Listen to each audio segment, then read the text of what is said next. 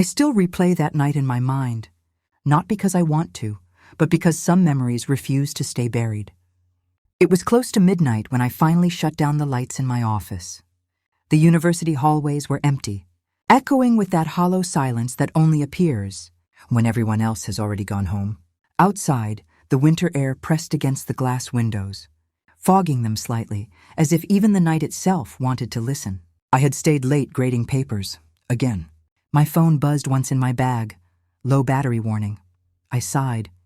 The campus shuttle had stopped running an hour earlier, and calling a cab would mean waiting alone in the dark parking lot. That's when I heard footsteps behind me. "Ma'am?" I turned, startled, my heart jumping for just a second. Then I recognized him. Ethan, a former student. Graduated last year. Quiet, polite, always respectful in class. He had been one of those students professors remembered fondly. Not brilliant. Not troublesome, just dependable. "Do you need a ride home?" he asked gently. "It's really late." I hesitated. Every warning instinct flickered briefly, but exhaustion has a way of silencing instincts. I told myself I was being paranoid. He wasn't a stranger. He had been my student once. I had written him a recommendation letter. "I'd appreciate that," I said finally. He smiled, not wide, just polite. That smile would stay with me for a long time. His car was parked under a broken streetlight at the edge of the lot. The flickering glow made everything feel slightly unreal, like a scene from a memory rather than real life. "Hope you don't mind," he said, opening the passenger door for me. "It's not fancy." "It's fine," I replied, climbing in. The inside was spotless. Too spotless. No wrappers, no clutter, no scent except something faint, clean, almost chemical. We drove in silence at first, the tires humming against the empty road. The campus disappeared behind us, swallowed by darkness. "You were my favorite professor," he said suddenly. I smiled, a little surprised. "That's kind of you." "You made me feel seen," he continued. "Not many people do that." His tone wasn't strange, just intense. I nodded, unsure what to say. Then he took a turn I didn't recognize. "This isn't the main road," I said casually. "There's construction," he replied smoothly. "This way's faster." I trusted him. That was my second mistake. As the car slowed at a red light, I noticed something on the back seat. A bag, canvas, half-zipped, and beneath it something white, powdery, like chalk dust or dried residue. It had spilled slightly onto the black leather, standing out starkly under the dim interior light. My throat tightened. "What's that?" I asked, trying to keep my voice calm. He didn't answer right away. The light turned green. He drove forward. "It's nothing," he said eventually. "Just work stuff." Work stuff. I told myself not to jump to conclusions. White residue could be anything. Plaster, paint, cleaning material. Still, unease crawled up my spine. A few minutes later, my head began to feel heavy. Not dizzy exactly, just slow. "You okay?" he asked, glancing at me. "I think I'm just tired," I said, though my tongue felt thick. The streetlights blurred slightly. The last thing I clearly remember is him pulling the car over. "We'll stop for a second," he said calmly. "You don't look well." That was the moment everything went dark. I don't know how long I was unconscious. Seconds? Minutes? When I opened my eyes, the car was parked. Engine off. Silence everywhere. My head pounded. My mouth felt dry, and when I raised my hand to my face, my fingers brushed against smeared lipstick, no longer neat. No longer the deep red I had applied before leaving my office. My coat felt wrong. I looked down. White dust, fine, chalky, clung to the fabric. My sleeves, my lap, even my hands. Panic surged. "Ethan?" I called. No answer. The driver's door was open. He was gone. My heart raced as I fumbled for my phone. Still barely alive. No signal. I stepped out of the car, the cold air biting into my skin. We weren't on any road I recognized. Trees surrounded us. No houses, no lights. Then I saw it. An envelope. Resting neatly on the dashboard. My name written on it in careful handwriting. Hands shaking, I opened it. Inside was a photograph. It was me, walking alone on campus, at night, taken from behind, dated weeks earlier. My breath caught in my throat.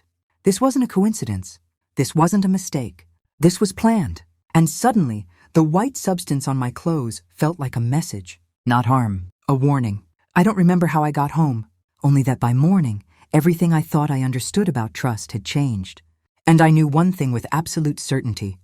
That ride home wasn't over. It had only just begun. When I woke up the next morning, sunlight streamed through my bedroom curtains as if nothing had happened. Birds chirped. Cars passed outside. Life continued, but I didn't. For several long seconds, I lay completely still, staring at the ceiling, trying to convince myself that the night before had been a dream, that my fear had exaggerated itself in the dark, that there had never been a quiet road, a spilled white substance, or a photograph waiting for me like a silent accusation. Then I turned my head. My coat lay folded neatly on the chair across the room. White residue still dusted the sleeve. Reality crashed back in. I sat up too quickly and felt my head spin.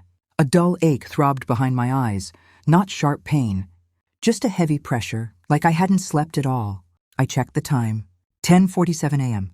I never slept that late. My phone buzzed in my hand. 3 missed calls, 2 voicemails, all from the same number. The university administration. My chest tightened. I pressed play on the first message. "Professor, we were concerned you didn't show up for your morning lecture. Please call us as soon as you receive this." I stared at the screen, my mind racing. I had no memory of setting an alarm, no memory of driving home, no memory of anything after seeing that photograph. There was a hole in my night, and it terrified me more than anything else. In the bathroom mirror, I barely recognized myself. My lipstick was gone entirely now, scrubbed off during some half-remembered attempt to clean up, but faint red smudges still lingered at the corners of my mouth, like a reminder of how disoriented I had been. I rolled up my sleeves. More white dust. Not sticky, not wet, dry, powdery. I smelled it carefully. Nothing. No strong scent. No bitterness. No chemical sting. That somehow made it worse. I spent the next hour retracing my steps as best I could. I checked my phone's location history. Nothing unusual. A straight line from campus to my apartment. Too clean, too perfect. I opened my laptop and logged into the campus system. My access card had been used at 12:03 a.m. to enter the faculty parking garage. I hadn't driven, so why was my card used? My hands began to shake. Someone had wanted me to believe I went home normally. Someone had erased the mess. I finally returned the university's call. "I'm so sorry," I said, keeping my voice steady. "I wasn't feeling well last night. I must have overslept." There was a pause. "Are you all right now?" the administrator asked gently. "Yes," I lied. "Just exhausted." After hanging up, I sat in silence, staring at the wall. Then a thought struck me. Ethan. I hadn't even questioned why he'd been on campus so late. I opened the alumni database and searched his name. Ethan Miller. Graduated with honors. No disciplinary issues. Internship records. Clean background. But something caught my eye. He hadn't left town after graduation. He worked nights. Facilities assistant. Access to storage rooms. Supply closets. Parking areas. Places with white powders. Paint. Cleaning agents. Construction materials. Suddenly, the residue on my clothes felt less random.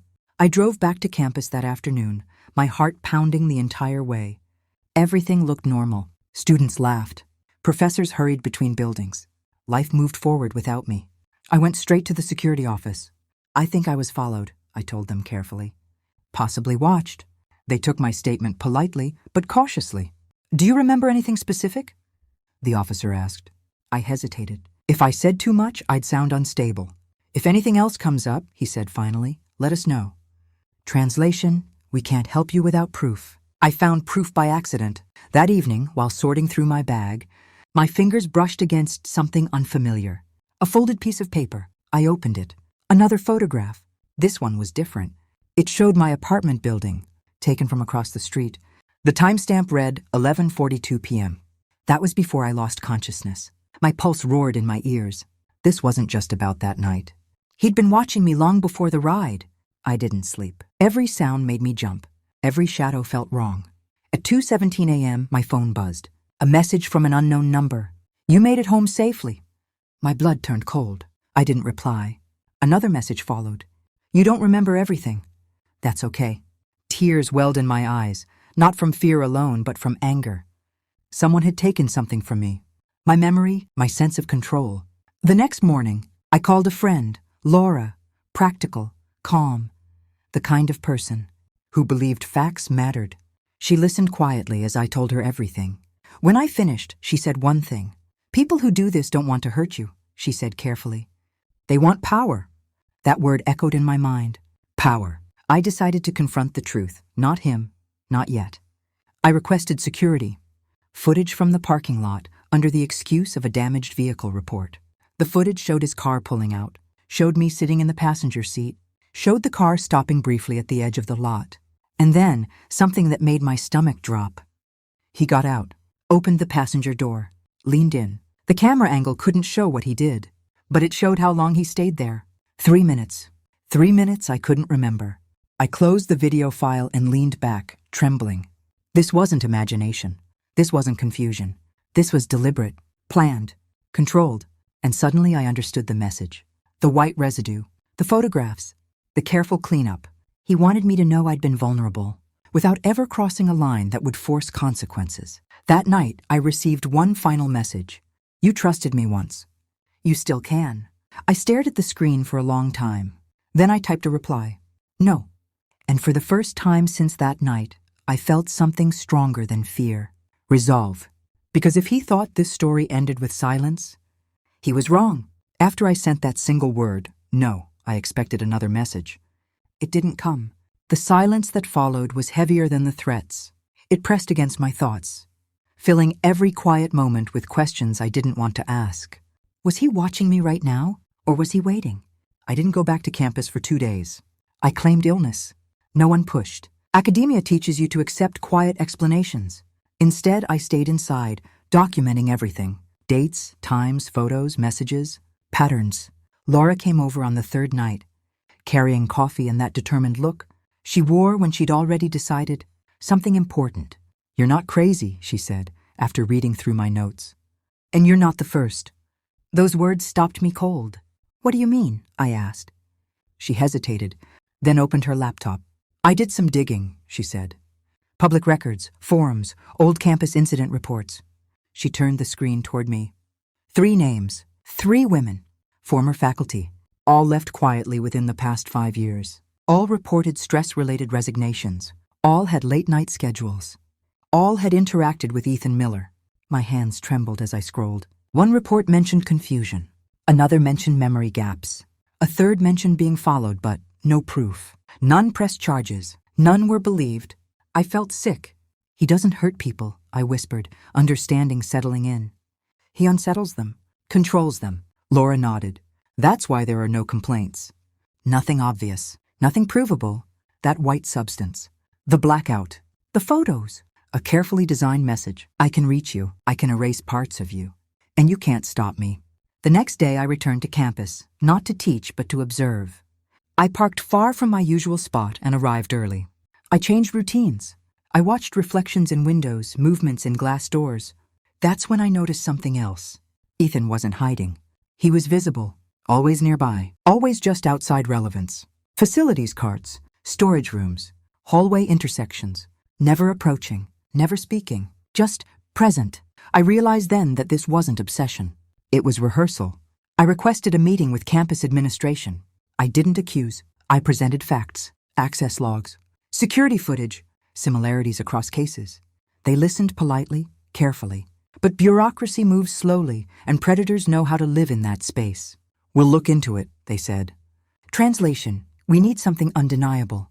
That night, the message came back. You've been asking questions. I didn't reply. That can be dangerous. Still, I stayed silent. Minutes passed. Then another message. Meet me. We can end this calmly. My heart pounded. This was it. The moment he expected fear to decide for me. Instead, I did something he hadn't planned for. I agreed on my terms. I told Laura everything. We planned carefully. Public place, cameras, time-stamped location sharing. Security notified discreetly. If he wanted control, I would give him visibility. We chose a cafe just off campus, busy, bright, ordinary. The kind of place where nothing bad ever seems to happen. He arrived exactly on time. Polite, calm, dressed neatly. The same harmless image everyone trusted. Thank you for coming, he said, sitting across from me. I met his gaze. Why me? I asked. He smiled slightly. You noticed me, he said. Most people don't. There it was. Not anger, not desire, recognition. I didn't hurt you, he continued. I never would. You took something from me, I replied. My memory. He tilted his head. I showed you how fragile certainty is. I leaned forward. And the others? For the first time, something flickered in his eyes. Patterns repeat, he said softly. People leave. Life continues. That was the moment I knew. He wasn't afraid of consequences. He believed he was untouchable. I stood.